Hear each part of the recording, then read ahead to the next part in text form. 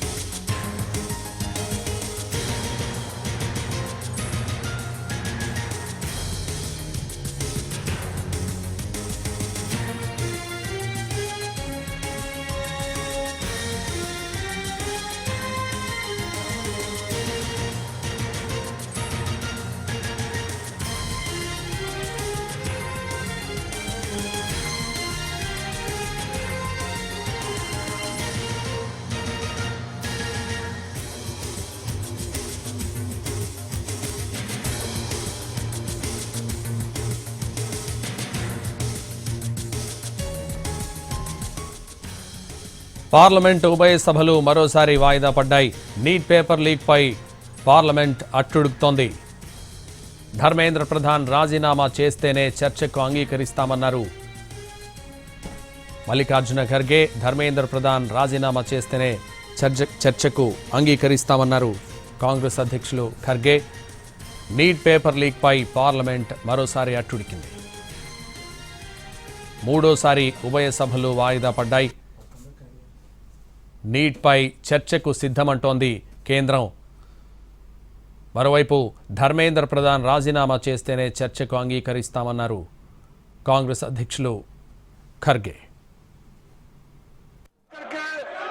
हम चर्चा के लिए शुरू से तैयार हैं, अभी भी हम तैयार हैं। हमने कांग्रेस के नेताओं को बताया, बाकी पार्टी के नेताओं को भी कहा है कि सरकार चर्चा के लिए तैयार है, लेकिन चर्चा कैसे हो इसका एक निर्णय चेयरमैनशिप की अध्यक्षता में सबसे मिलकर के बात करके हम तय कर सकते हैं। लेकिन अगर वो चर्चा नहीं कराने के लिए, व्यवधान डालने के लिए बहाना बुलाते हैं और वो कंडीशन लगाते हैं, ये तो ठीक बात नहीं है। हमारा सरकार हमारे युवाओं का भविष्य के लिए, हमारे छात्रों का भविष्य के लिए नीट एग्जाम और संबंधित मामले को लेकर के पूर्ण रूप से चर्चा के लिए तैयार है। और सरकार ने जो जो कदम उठाया है, एक एक करके ये कदम भी देश के लोगों के सामने में जानकारी रखना ये हमारा दायित्व है और इस सदन का भी दायित्व है। इसलिए मैं चाहता हूँ जो आप चर्चा मांग रहे हैं, सरकार चर्चा के लिए तैयार है, फिर आप नाराबाजी लगा करके क्यों यहाँ पे आप डिस्टर्ब कर रहे हैं हाउस को। अभी कई मेंबर से मैंने बात की है, सब लोग चाहते हैं कि चर्चा होना चाहिए। मैं कांग्रेस पार्टी को कहना चाहता हूँ, आप चर्चा पर मांग करते हैं और फिर नारेबाजी लगा करके आप पूरा सदन को डिस्टर्ब करते हैं, ये ठीक बात नहीं है। इसलिए मैं फिर आगे कहना चाहता हूँ सभापति महोदय आपके माध्यम से कि जैसे अपोजिशन पार्टी ने मांग किया है, जैसे सरकार चाहते हैं, हम मिलकर के समय तय करें, नियम हम जैसे चेयर से रूलिंग देंगे मानने के तैयार है और कितना लंबा चर्चा करना है जैसे चेयर से तय करेंगे। हम 100% सरकार तैयार है चर्चा के। the House.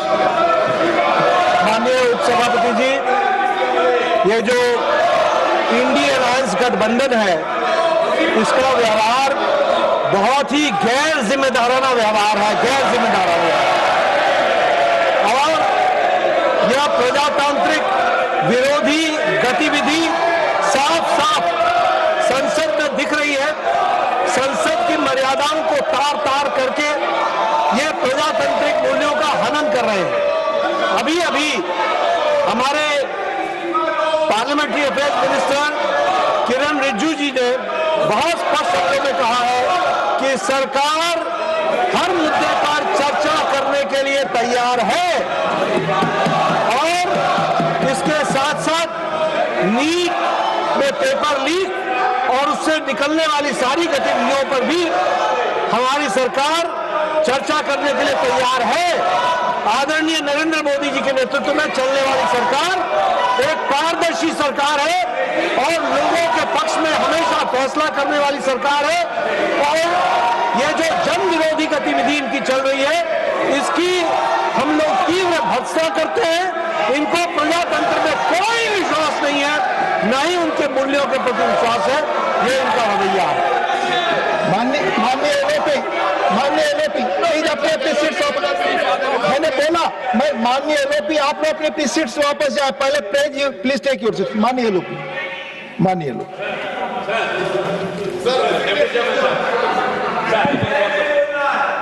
You want to raise?